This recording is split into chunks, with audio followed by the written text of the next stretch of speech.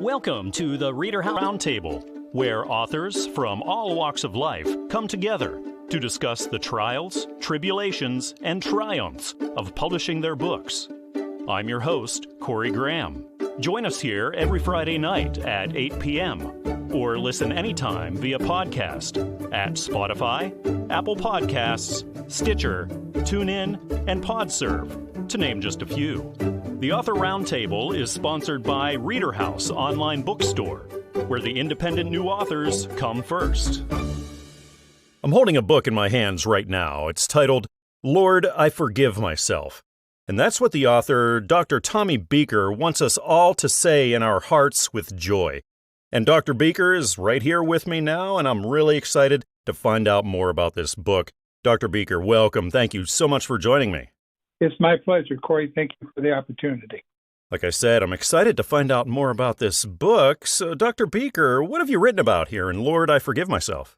Well, I've been a pastor for almost 40 years, a Christian counselor. And what I've noticed over the years is that there are literally thousands upon thousands of Christians, Corey, who struggle with something that has bothered me for a long time, and that is their inability to forgive themselves for their past sins and transgressions. And it's sad because they know, at least in their heads, that God is a God that forgives, but they haven't been able to forgive themselves because, as I've seen it, many of them don't fully understand the unconditional forgiveness of God. What was the spark, Dr. Beeker, that inspired you to sit down and get started writing this? I was talking to someone who literally said, I'm having a hard time forgiving myself. And it just sparked all that conversations I've had as a pastor and a counselor that said, I need to do something. So as I prayed about it, the Lord said, write a book.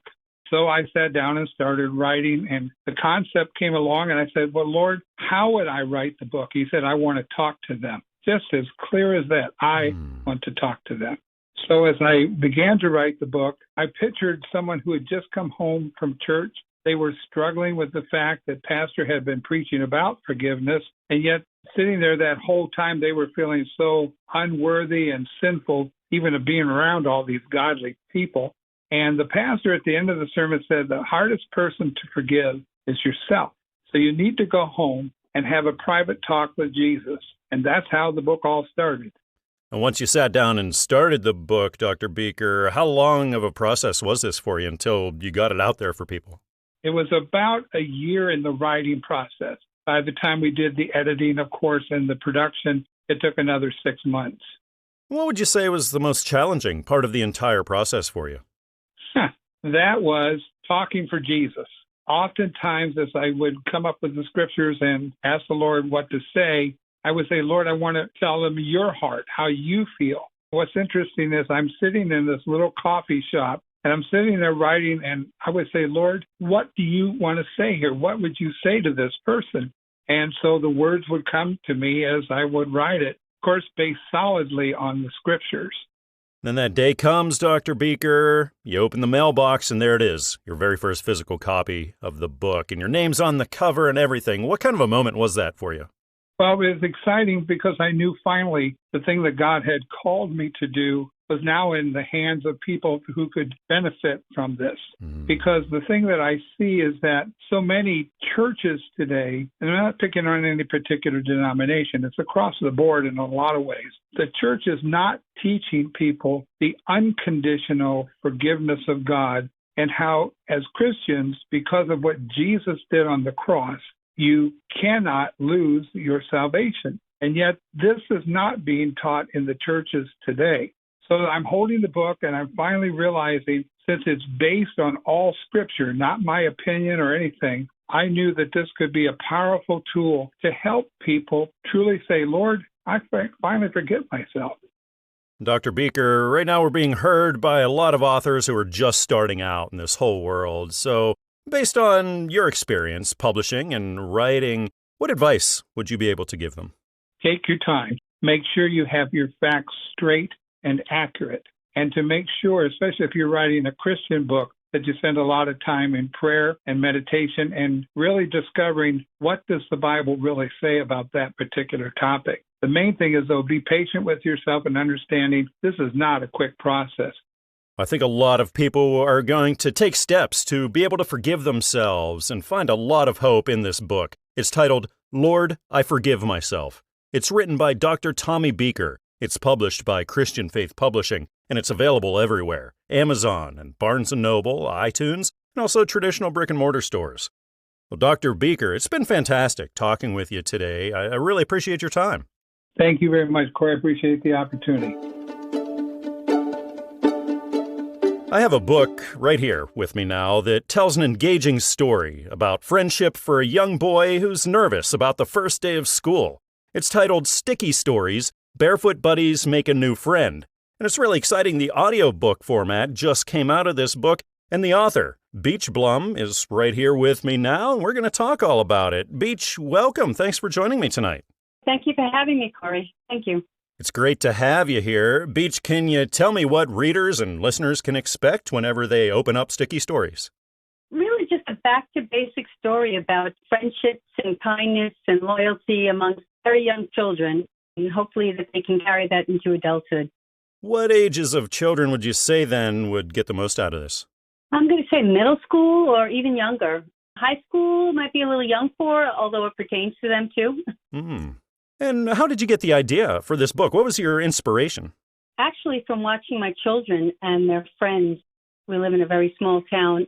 From watching how they interacted and how they seemed to be kind to each other and to kids that they didn't really know. And what does your writing background look like? Is this the first time you've ever done anything like this? Yes, it is. It's the first time. I've had a million stories in my head, but I always found it hard to kind of put it down on paper, and then just one day just decided to see how it went. Did Sticky Stories take you a long time to write and get published and everything?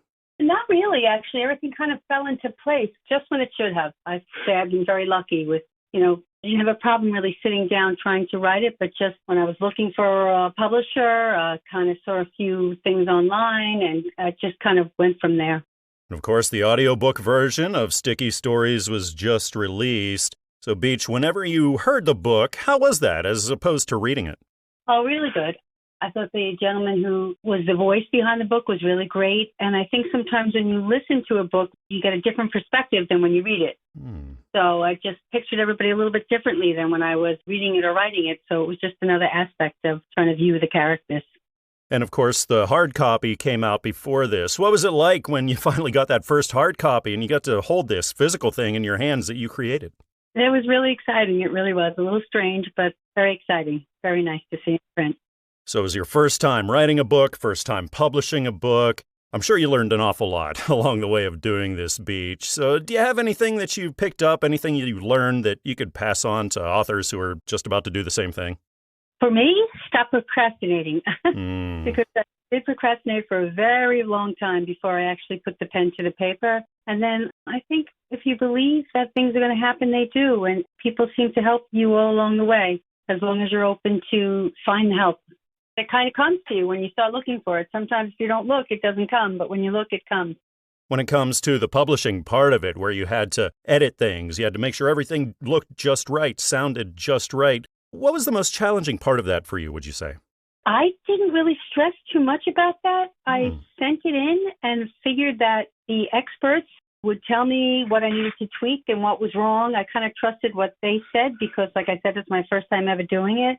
So I kind of wasn't really that nervous at all. I just figured I would give it a shot, and then whatever somebody advised me to do, I'd try and do. What are the chances that we might see a follow-up to Sticky Stories, or you might be doing some other kind of writing in the future? Pretty good, I guess. I'm going to see how this one goes, try to find a few avenues to get it out there. But I have a couple more stories in my head. Hopefully it won't take me that long to put them down. I would like to put more thought into it and maybe have another story going on there. And now that you look back over everything that you went through to publish this book, to get the audiobook out there, for you, what's the most rewarding aspect now of being a published author? I guess it feels like an accomplishment that I actually finally did something that I said I was going to do. And all the people that I have met along the way, it hasn't been many, it's been just a few, but they've all been really nice and really wonderful people that have been very helpful to me. And so that's been very enjoyable. You included.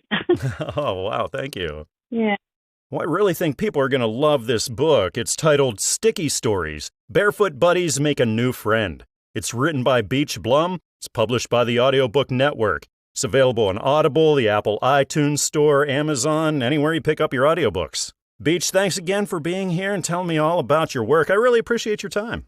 Oh, you're welcome, Corey. Thank you so much for having me.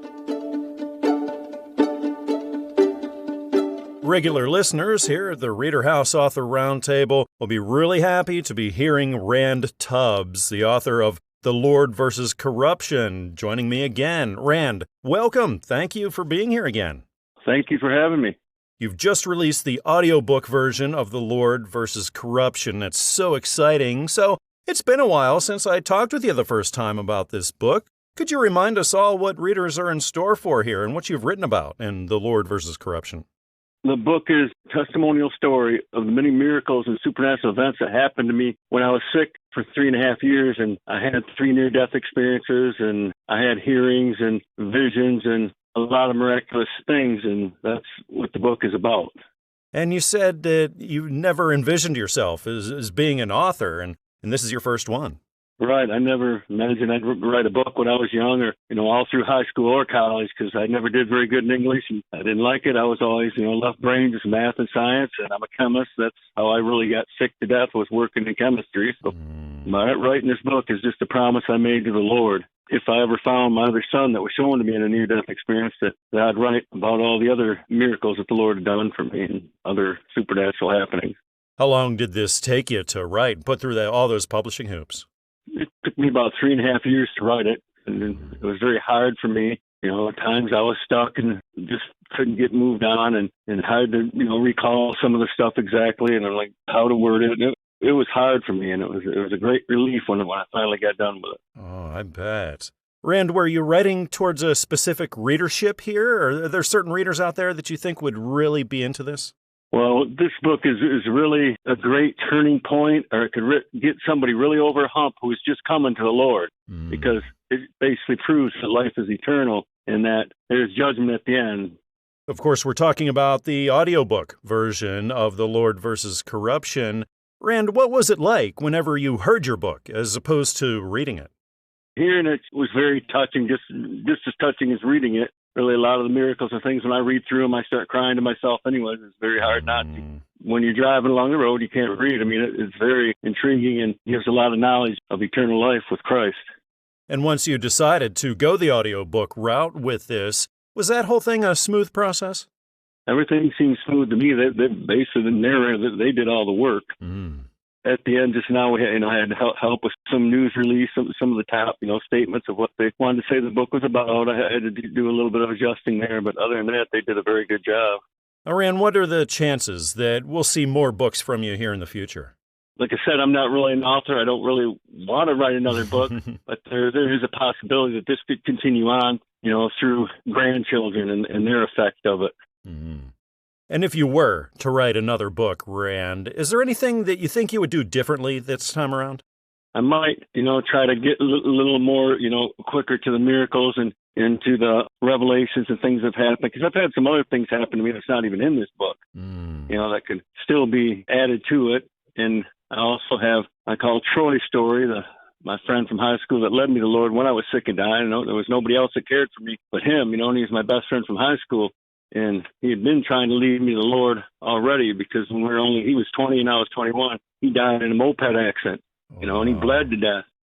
And when he came back from life, he started telling me about Jesus, and he prophesied my miracle healing also that's in my book. So I'd write a little bit more about him probably. As it is on the website, there is a Troy story. I just added that to it just recently, and it's pretty incredible too.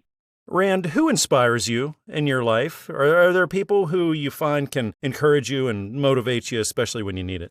Well, my wife and Troy was the only inspiration I had when I was sick and dying, but he passed away a few years ago, unfortunately. But sorry. It's been about it. It seems like so much of the world is Antichrist. You just become very lonely when you're a Christian, at least in my town. Well, I think a lot of people are going to find hope and inspiration in this book. And now you can listen to it, too. It's an audiobook. It's titled The Lord versus Corruption. It's written by Rand Tubbs, and it's published by the Audiobook Network. So go to Audible, the Apple iTunes Store, or Amazon, and you can pick this up there. Rand, thank you again for joining me and telling me about this book and about your story. I had a really nice time talking tonight. I've had a nice time talking to you also. Thanks a lot. And I just like to point out that my book really brings 2 Corinthians chapter 5, verse 10. It brings it right to life and basically talks about judgment at the end of life. Gone to Kansas, 1856, Fire and Tribulation. The sequel to Gone to Kansas, 1855, a historical novel. This is a gripping novel by Kendall D. Gott. Now, we talked about this fascinating story not long ago here at the ReaderHouse Author Roundtable, and now the audiobook is available. Kendall is here now, and we're going to talk all about it. Kendall, welcome back to the show. It's great to be talking with you again. Well, thank you for having me, Corey. Kendall, can you catch us all up on the series Gone to Kansas, 1855, now Gone to Kansas, 1856? Try to do it briefly. Once you get me rolling, it's hard to shut me up. It's a young man that grew up in a broken household in St. Louis, partly on the streets, partly at home. He comes to Kansas to escape all that, and it's in the era of bleeding Kansas where you had the pro-slavery and the Free State people battling it out for political dominance. And he's caught in the middle, and he goes through a series of adventures. The sequel picks up where it left off and carries him through a number of things, and the history is real, and he gets caught up in it, and you can see the historical picture, the historical story through the eyes of this young man. Now, once you got done with the audiobook and you listened to your book, what was that like, opposed to having read it off the page that whole time? Well, it's mixed feelings. One, it's fun. You get to hear your work and someone else reading it and enjoying it. On the other hand, I think every author feels this way, is that, why did I write it that way? Is there, I wish I could go back and change a few things.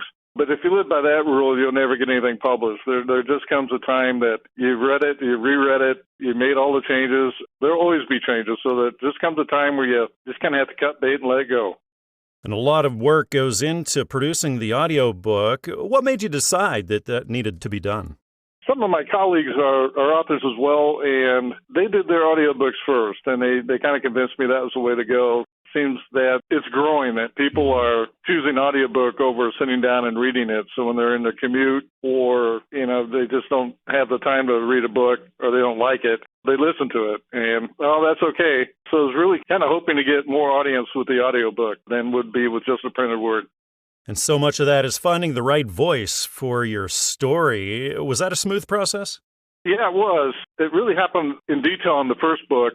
I was sent 3 files, and they had 2 men and a woman. I was interested in seeing if a woman would work for me, but her voice ended up sounding like my ex-wife, and I just couldn't abide by that. The other 2, the gentleman, Michael Reeves, that I chose, he just had the voice I was looking for, and then when he switched from narrator to character, and he did all the characters too, he did very well. He was able to instantly switch one character to another back to the narrator. So I made an excellent choice with him, and I was really glad that he was offered up as a possibility for selection. So when it came to the second book, it was real easy. I just want him, get Michael back. Right. So, Kendall, what advice could you give to other authors who are considering going that audiobook route? Well, take a deep breath and do it. It was enjoyable. I think the rewards are there. I don't even track book sales. That's not why I'm doing this. I'm doing this for fun. But it certainly broadens your audience, I think, if you do the audiobook as well. With my experience with this company, I highly recommend it. It was fun. It was easy. I don't like to mess around too much in the business world. I'd like to be able to sit and concentrate on writing. And I was able to do that. Everything was kind of taken care of. Now, Kendall, I love that you're doing this just because you love to do it. So are you working on anything now? Can we expect anything more from you here anytime soon? Well, I have a pile of notes and a noggin full of ideas for the 3rd chapter of the 3rd book of this story, Gone to Kansas. Right now, that's where I'm kind of leaning towards. I'm just going to continue the story, not even finish it. But I have a couple ideas too. So I'm just kind of sitting on that fence, and I just need a slight breeze to push me off one way or the other.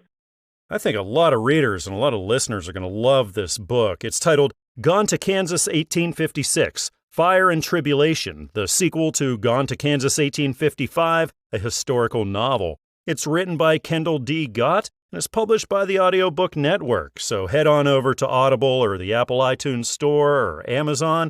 You can pick it up. Kendall, it's been great having you on the show and talking all about this book. Thanks again for being here. Well, again, thank you so much for having me. This is a captivating collection of poetry, sharing the author's emotions and personality with listeners. It's author Jim Forbes' new audiobook, Simple Ways, and Jim is sitting right here with me now at the ReaderHouse Author Roundtable, and we're going to talk all about this book. Jim, welcome to the show. Thank you for joining me. Well, thank you for calling. Oh, it's my pleasure. Jim, can you tell me about this book, Simple Ways? What can readers expect? Well, it was written at various times in my life. It wasn't written overnight. It's been a long process, and it really is about my emotional life and how I felt at different times in my life. It's kind of a guide for somebody who's having problems and might want to read more emotional products from someone who's emotionally upset or happy or whatever. Jim, what was it that made you decide to get your poetry published? Well, the reason I wrote it was because there were nights there that long and lonely nights and depression and down on the world, and then the next one might be happy and gay. And so that's the way it was written, and my wife was quite a help in helping me. She said, you should publish this, and we did, and then we're having you do it too. Is this your first book, Jim? Have you ever done anything like this before? They're doing a second poetry book now, and besides this poetry, I've had 1, 2, 3, 4, 5, 6. I've got 7 other books besides this one. Oh, wow. Are they all poetry, or do you write about different things? No, there's a child book, and then I wrote one history book on the cattle empire, and then the rest of them are just fiction. Wow. What would you say is the most rewarding aspect for you of being a published author? Well, for me, I taught school for a long time, and I was just a regular school teacher, and I had no idea, really, that I ever could write. I've had these scribblings that I've done over the years, and then when I did start writing and my books have been successful, it made me feel good because I'm more than just a school teacher. I mean, you teach 20, 30 years. That's a long time to take care of people's children. And to do something else and be successful is quite rewarding. Now, Jim, this is the audiobook version. What was it like hearing your poetry read as opposed to reading it off the page? I loved it. When someone else read it, it sounded much better than when I wrote it and read it myself. And does it ever get old, that first copy coming in after you put all that time into writing a book and you actually get to hold this thing and your name's on the cover? What kind of moment is that like for you, Jim? Well, it's delightful. I mean, I look at this. I mean, my kids and my grandkids and other kids are going to have this to read for years. So I think it's great that it worked out like that. I love it. Now, Jim, when you think about the writing and you think about the publishing and the marketing, distribution, what would you say is the most challenging part of the process for you? I think probably the most challenging part, and this may sound silly, but deciding on the cover of the book, it, to me, was quite hard. Yeah, a lot of people don't think about that when they're writing a book. They just concentrate on the words, getting that wording right, and then they say, oh, yeah, we need a cover, too. Right. The cover needs to go with the book. You don't print a Western book and put a 1929 Ford on it, on the cover. So, yeah, the covers were quite hard in some cases. That's just the thought process that goes into it. This Simple Ways was pretty hard. I didn't know what to say about this, and then I got to thinking about it, and it goes along with my life as it went up and down and up and down. It was really pretty much all hard. And then I don't know a whole lot about electronics. If it hadn't been for my wife, I couldn't have done hardly any of this. But she knows how to do computers and everything, and so that's how all this got started. I think a lot of people are going to connect with this poetry on a very deep level, and I encourage people to check this out. It's titled Simple Ways. This is written by Jim Forbes, and it's published by the Audiobook Network. So get on Audible or go to the Apple iTunes Store or go to Amazon and you can find this book. Well, Jim, thanks again for joining me tonight, telling me about your poetry and all of your other work. I had a nice time talking with you. Well, I thank you for calling. Thank you very much. Stop being a victim. Lift weights off, lift eyes up, and spread your wings. Now, those aren't my words. That's the new book by Diana Beranek. And we're going to talk all about it. Diana is right here with me now at the ReaderHouse Author Roundtable. Diana, thank you so much for joining me tonight. Yes, thank you for inviting me. I look forward to this. Well, I've been looking forward to finding out about this book. Can you tell me what readers are in store for here? Sure. This book is my personal memoir, and it's how God really transformed me, got me to the other side of a victim mentality. I take readers through a lot of the traumas and trials that I experienced throughout my life and how to not be defeated by any of it. To get to the other side of adversity, not as a survivor or a victim, but as an overcomer. And I use a lot of quotes and Bible scripture verses, as well as tips for readers, various things that helped me overcome the victim mentality. And I look very much forward to sharing these things with readers because I think it's very important to be an overcomer in life. That's the way to do life. You're absolutely right. That's very important, Diana. Now, when you were writing this, were you speaking toward a certain group of people? No, not really. I mean, I guess throughout my life, not only my story, but I would see other people being a victim of something, basically staying stuck in a chapter of your life and not moving on, not turning the page. And it just really hit me that, a lot of people like me don't know how to get to the other side. You get hit by many things in life and things seem unfair and you just don't know how sometimes. So I think it's really for anyone to learn. And that was, the basis for my book is there's a lot of wisdom that I would like to impart to other people, of any age, anywhere in life. Diana, what sparked you to sit down and start writing this book? What inspired you? Writing a book wasn't on a to-do list. It wasn't ever a dream of mine. So me actually sitting down to write was a very God-inspired process.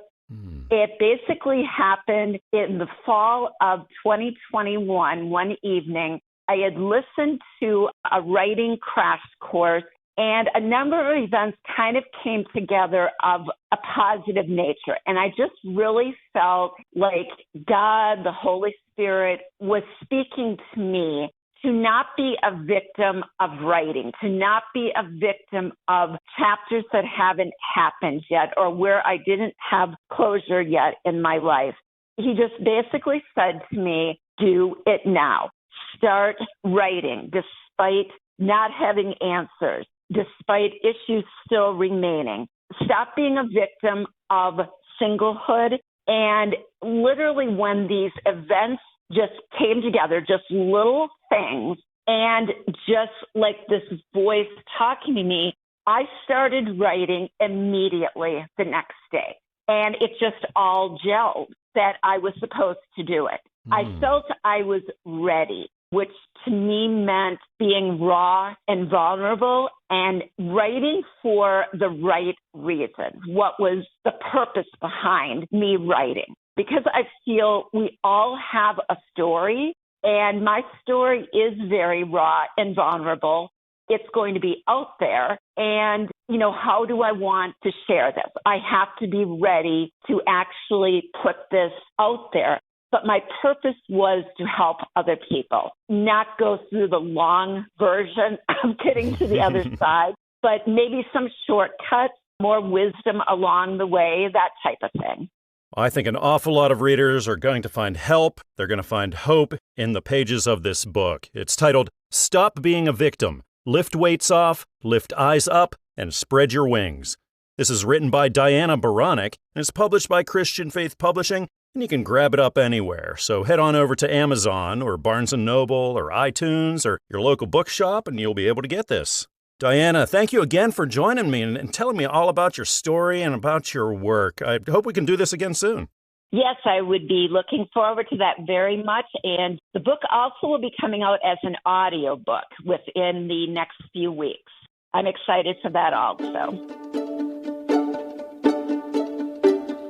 Sitting down with me now here at the ReaderHouse Author Roundtable is author Peter Hardy. Peter has just written and released a new book called In Search of the Messiah, and we're going to talk all about that. Peter, welcome to the show. Thank you for joining me. Thank you for having me. It's my pleasure. Peter, can you tell me all about what you've written in Search of the Messiah? Well, I took the 70 years preceding the birth of Christ and the 70 years after the birth of Christ, and I laid it out in a chronological fashion, and I attempted to provide some context for the life of Jesus within the greater Roman Empire and the search of the Jewish people for their Messiah and how that search got translated to the greater Roman world. I can imagine something like this might have taken you a while, considering the research and everything that would have gone into that. Was that the case? Yeah, it's something that I've had an interest in for many years, and I would make notes here and there, and I kind of like the chronological format. I was influenced by an ancient Roman author by the name of Titus Livius, who prepared a similar chronological approach to writing history for different eras of earlier Roman history. Peter, what kinds of readers were you speaking to here? Who do you think would be really into this book? Anybody who's interested in religion or who's interested in ancient history and who wants to find the connections between those two topics, which don't seem to be talked about together very often. It seems like you either talk about one or the other. You never try to put it together. Peter, what does your writing background look like? Have you ever taken anything like this on before? No, I'm an engineer by trade. This is just something I kind of did in my spare time. And it seemed like I had a lot more time over the last couple of years because we were all kind of shut in, had a lot more time to write because we were all inside the house during COVID, it seems like. Must have been quite a moment for you when you got that first copy in and got to hold your first book for the very first time. What was that like for you, Peter? It was kind of a weird feeling seeing my name on there. I guess my initial thought was, what are my friends and family going to think about all this? I'm sure you learned an awful lot along the way, doing this kind of thing for your first time. So do you have anything that you learned, any words of wisdom that you could pass on to people who are going to do that same thing? Well, you got to stick with it every day, and you find you get better and better, and you find that your style gets more disciplined, your thinking process gets more disciplined, and kind of learn how to compose and get better with the language, I think. And what I was doing, I think, was I would put in some, try to be funny type remarks that when you go back and look at it again, that stuff doesn't really belong in there. You got to kind of stay with your style and theme. Don't put funny lines in if you're not trying to write something fun. Things like that. What are the chances that you'll be doing this again? Do you have any ideas for more books you might be doing ahead of you? Yeah, right now I'm working on a similar type of approach for the period from 1750 to 1820. Going to focus on the American and French revolutions and Napoleonic era. Once I get that done, I'm going to try to take it further from the end of the Napoleonic era to the 1870s. That'll keep me occupied for a while, I think. I'm sure it will. Now, Peter, when you think about the whole time that you wrote and then published In Search of the Messiah, what was the most challenging aspect of it for you? Sometimes you get writer's block, and you can't really figure out how you're going to finish a certain segment, and you kind of have to put things away for a while and just give it a rest. When you hit those walls, you got to focus on something else for a while. And then you regain your ability to get through things if you give it a rest for a while. Peter, did you find yourself sort of falling into a routine when you were writing this? Like maybe you'd get up in the morning and write it, or maybe you'd be writing late at night? Or did you find yourself writing whenever the time and inspiration were hitting you? No, I don't. I think that sometimes I'd be in the mood to write in the evenings. Sometimes I'd be in the mood to spend all day at it on a Saturday or a Sunday. I never was in routine because I had to kind of work around my day job.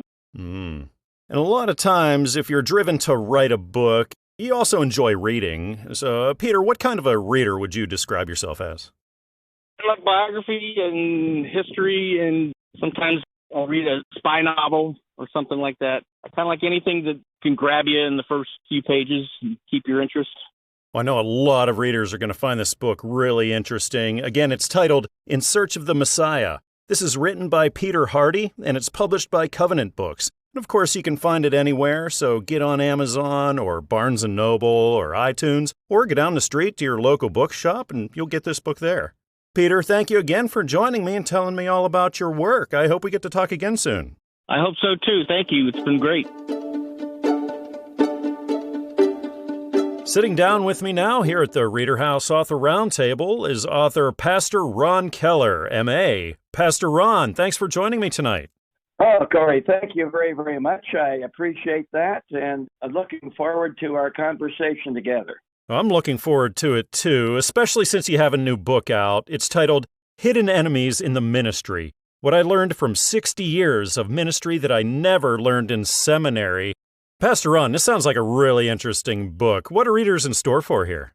What they're in store for is a journey through the ministry from somebody who has spent 60 years doing it. And one does not realize everything that a pastor has to go through and all the trials that he faces and all the temptations that Satan brings against him to try to destroy his ministry. And so I decided the last couple of years of my ministry at Christ Church of the Valley in San Dimas, which was a mega church running about 4,000. Wow. I felt like there's a lot of young people in our church, and maybe some of those young people would want to go into the ministry someday. And I've had so many varying experiences that I thought, I'm going to conduct a class and see how many show up and say, hey, we're going to entitle the class What I Have Learned in the Ministry That I Never Learned in Seminary. Things if they do go to Bible college or seminary, they will never hear any of this at all. I had about 25 young men show up, and we did this every single Sunday night for a couple of years. And some of these men have gone into the ministry. And the irony of the whole thing is one of the men who was in my class is now my pastor. Oh, wow. So things do go around in circles. But anyway, that's how it started. And now that I'm almost 83 years old, I sat down and put into writing things that I have learned in the ministry. How long of a process was that for you, Pastor Ron, once you sat down and started writing this? You know, it really came easy. And that was the amazing thing, because I was able to go all the way back to the time I was 10 years of age and talk about things that I learned in church, all the way up to where we are today. And I could even bring people's names to mind. And of course, I only put people's names if it was good. I omitted people's names if it was not good, but the stories are there. So you talk about a period of time, you know, I probably spent 7 or 8 months writing this book, but probably not as long as a lot of people, but it's memories and it's a lot of my teaching that I taught, because I save everything I've taught so I could pull out things and just rework them a little bit to fit the book. Well, of course, being in the pastoral ministry requires quite a bit of writing, but when it comes to writing a book and going through the publishing hoops, have you ever done anything like this before, Pastor Ron? No, I have not. This is my first book. It may not be my last. I don't know, but I'll see how this book does. But here's what I do. I learned very early in the homiletics in my undergraduate work. I had a wonderful homiletics professor. And he said, here's what you need to do. Write every sermon out in complete manuscript. You don't preach it from the manuscript, but you write it out. And I have followed that all of my years in the ministry. Every sermon has been written out word for word for word. Then you memorize the concepts. But what this does is help you from taking rabbit trails, getting off of the topic. It helps you from all the ums and ahs and things like that, because you don't know quite where you're going or what you're going to say next. And it gives correct English. It gives a correct flow of thoughts in what you're doing. I learned that, and so I have done an awful lot of writing, but it's just what I use for my sermons or a Bible class I would teach. Well, for pastors, this is truly some wisdom from the trenches, and I encourage them to check this book out. The title is Hidden Enemies in the Ministry, What I Learned from 60 Years of Ministry That I Never Learned in Seminary. This is written by Pastor Ron Keller, M.A., and of course it's published by Christian Faith Publishing, and you can get it everywhere. Amazon, Barnes & Noble, iTunes, and also traditional brick-and-mortar stores. Well, Pastor Ron, it's been great having you on the show and learning all about your ministry and about this book. I hope we get to talk again soon. Well, thank you, Corey, and I appreciate you calling, and God bless you, and God bless the people who listen to this and buy the book. I'm really happy to be sitting down with author Donald Harland here at the ReaderHouse Author Roundtable. Donald, welcome to the show. Thanks for being here with me tonight. Thank you. Thank you for having me. It's my pleasure. You know, it's so exciting when you get a new book out there in stores. Your new one is called How I Overcame, and this is a memoir. Can you tell me what readers can expect here, Donald? The book is about myself growing up as a troubled youth and getting mixed up in the wrong crowds and, all types of things that lead children astray. And then getting addicted to the drugs and alcohol. So once I learned to overcome, once I overcame that addiction, I felt, it was my responsibility to share that with my peers. Man, what a fantastic story that is, Donald. What was the spark or the inspiration that made you say, hey, I got to get started on this book. I got to tell my story to the world? Yeah, I worked for an institution that helped people, that did a lot of things for people, and I volunteered there at this institution. And the director, he told me that he really thought that my story could help a lot of people. He knew about, myself overcoming a lot of what I had been through. And so it really kind of inspired me to write that, put pen to paper. Donald, were you writing primarily for people who also have troubles like you had, addiction issues and growing up with a rough life? Yes. This particular book, because I struggled for so long, and I hear stories about people struggling, for years and years and decades, for that matter, and struggling with something that they just can't shake. And it was something that I never experienced in my life. Never, ever imagined nothing that I could, couldn't overcome. So once I had to struggle in all them years of addiction and lack, then once I overcame that, I felt that it's something that people like me, like I was people that were going through the same problems I was going through, they needed to hear that. And I took that advice. Donald, how long did this take you to write? It took me just to write it, to put it together. It took me several months to write it.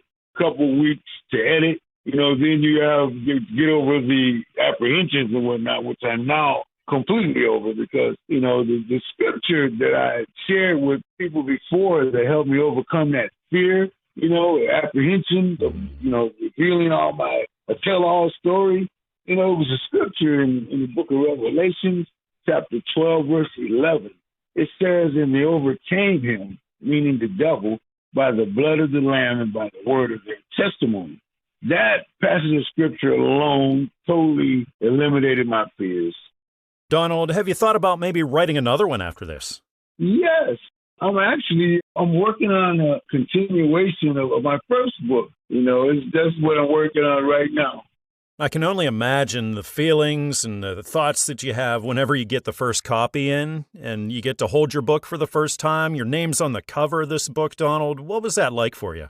Oh, wow. That was a feeling of accomplishment. I felt that I really achieved something that I hear so many people say they want to achieve this, So I really felt a strong sense of accomplishment, very grateful. And you should, you're right. A lot of people say, hey, one day I'm going to write a book. But how many of those people actually do it? And you're one of the ones that actually followed through. You did it. So kudos to you for that. Thank you. Thank you so much. And now that you've done that for the first time, Donald, what advice would you give to authors who are listening to us right now who are just starting out and are just about to do the same thing? First and foremost, I would say I had to stay focused. If you're gonna write a book, if you're planning to write a book, stay focused on that, do your research, do a lot of studying and whatnot. And most important, don't give up. Well, what a wonderful story this book tells. I think it's going to help a lot of people, and my listeners should check it out. The title is How I Overcame. It's written by Donald Harland and is published by Covenant Books. You can find it everywhere: Amazon, Barnes & Noble, iTunes, and also traditional brick-and-mortar stores. Donald, I really appreciate you coming on the show and telling me about your life story a little bit and about this book. I had a nice time with you. Thank you so much for having me. I enjoyed being on your show. Y'all be come back again for the next one. I've got an interesting new book in my hand called Stand Your Ground, Standing Firm in the Face of Adversity. This is a book written by Robert Null, and I get to talk about it here right now at the ReaderHouse Author Roundtable. Robert is sitting right here with me. Welcome to the show, Robert. Thank you for being here. Well, I thank you for having me. I've been looking forward to being able to talk to you. I've been looking forward to it as well. This book seems really interesting. Stand Your Ground. Robert, what are readers in store for here? Well, I hope they're in store for some inspiration to find the place that God has appointed them to be and to stand their ground come what may. What sorts of readers were you speaking to here? Did you have a group in mind? Well, yeah, I did. I began putting this together as a book for pastors, and then the further I got into it, the more I realized that this is a good book for any believer that has a sense of purpose on their life, because we all encounter adversity along the way. And, some of the heroes of the faith, like a guy named Shammah that was one of David's mighty men of valor, he gave a great example of standing his ground in a place that didn't make a lot of sense. The Bible actually said he stood his ground in a field of lentils like a pea patch. When everybody else ran away, he stood his ground, and because he did, God brought great victory in that day. Sometimes I think we leave our places a little bit prematurely. So, Robert, can you go back and think about when you were inspired to write this, when you got that spark that made you think, hey, I got to get started on this book? Well, it came about while I was reading Scripture one morning. I was reading in Hebrews in chapter 10, verse 32 spoke to me, and the following verses. And it says, "But recall the former days in which after you were illuminated, you endured great struggle with suffering." Basically, what it's saying, you need to remember the time when you first saw the light, you first experienced Christ, and know that there were some difficult days there. That scripture goes on and it says, you suffered, you stood with other people while they suffered or struggled, and you had compassion on folks. And you need to do that, not throw away your confidence, which has great reward, and you need to be able to endure so that after you've done the will of God, you might receive the promise. Now, I know that's a lot to say, but when I read that, the Lord reminded me of the pastor that actually led me to the Lord. He used to say, man, if I had 100 new believers, I believe we could storm the gates of hell and put the fire out, because new believers will believe God for anything. And if that's true, what about us old guys that have been around a while? We have need of endurance. We need to persevere. Oh, Robert, what does your writing background look like? Have you ever taken anything on like this before? Not just like this. I'm a pastor, been in the ministry for 40 years, and so I've been writing in, short things here and there. Most of my, serious writing might have been through times when I was working on my graduate degree, and I've always dreamed of being able to have the time to write, but it does take a lot of time, and I am a full-time pastor. My real job gets in the way of the things I want to do sometimes. So your dream came true, Robert. You got published, and that day came, and you finally got to see that book and hold that book in your hands and see your name on the cover. It must have been quite a day. What was that moment like? It was pretty amazing. I've had to fight with two different emotions. One is a little bit of pride, and I hope that doesn't sound bad, but I'm proud of the result of the work. But I'm also humbled by the fact that the Lord might be able to use my words to be able to encourage someone else. It's like this. I just really love this thing. I hope everybody else does too. I don't know if that makes sense or not. Absolutely. Well, I know that a lot of readers are going to find their place in God and stand their ground. The title of this book is Stand Your Ground, Standing Firm in the Face of Adversity. This is written by Robert Null, and it's published by Covenant Books, and you can get it anywhere. Go to Amazon, go to Barnes & Noble, go to iTunes, or take a walk down the street to your local bookshop, and you'll find this book there. Robert, I really appreciate you coming on the show and telling me about your work, telling me about this book. I had a nice time chatting with you. Well, thank you so much. I have enjoyed it myself. We hope you enjoyed this edition of the ReaderHouse Author Roundtable, where authors from all walks of life come together to discuss the trials, tribulations, and triumphs of publishing their books.